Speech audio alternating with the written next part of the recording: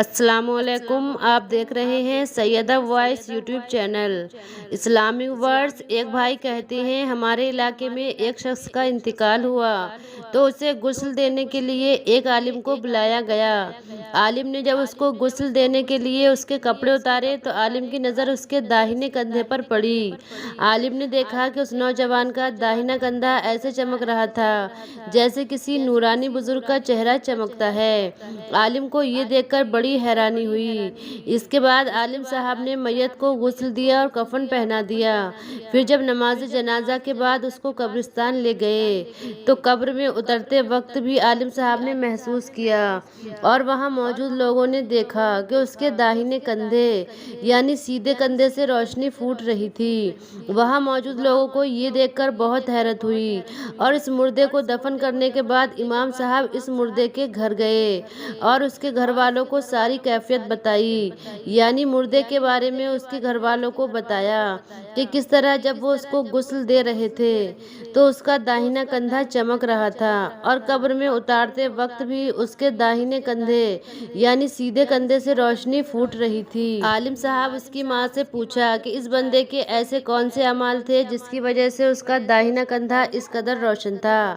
امام صاحب کی بات سن کر اس مردے کی ماں نے بتایا کہ میرا بیٹا ایک نیک نوجوان تھا، پڑھائی پوری کرنے کے بعد اس کو ایک اچھی جگہ نوکری مل گئی، پھر ہمیں اس کی شادی کی فکر ہونے لگی۔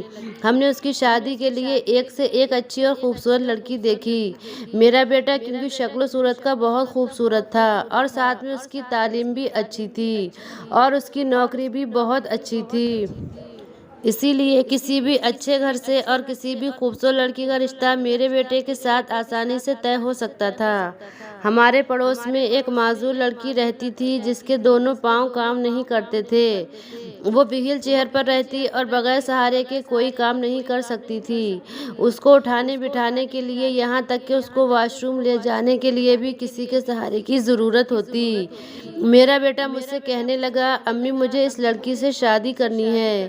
میں نے بیٹے کو بہت سمجھایا کہ وہ لڑکی معذور ہے، چل پھر نہیں سکتی، تم ایک پڑھے لکھے نوجوان ہو اور تمہیں کوئی بھی خوبصورت لڑکی مل سکتی ہے۔ میرے بیٹے کی بہنوں نے یعنی میری بیٹیوں نے بھی اسے بہت سمجھایا کہ بھائی آپ ایک معذور لڑکی کے ساتھ کس طرح اپنی زندگی گزارو گے، مگر میرا بیٹا باضد تھا کہ وہ اس معذور لڑکی سے ہی شادی کرے گا، کیونکہ اس کا کہنا تھا کہ خوبصورت لڑکیوں کو رشتے ہر جگہ سے مل جاتے ہیں لیکن اس معذور سے کوئی بھی شادی نہیں کرے گا۔ آخر کار مجبور ہو کر ہمیں بیٹے کی بات ماننی پڑی اور ہم اپنے بیٹے کا رشتہ اس معذور لڑکی کے لیے لے گئے۔ لڑکی کے گھر والوں نے فوراً ہاں کر دی اور اس طرح میرے بیٹے کی شادی اس لڑکی سے ہو گئی۔ شادی کے بعد میرے بیٹے نے اس لڑکی کا ہر طرح سے خیال رکھا، خود ناشتہ بناتا، ناشتہ کرتا اور اپنی بیوی کو بھی ناشتہ کرواتا۔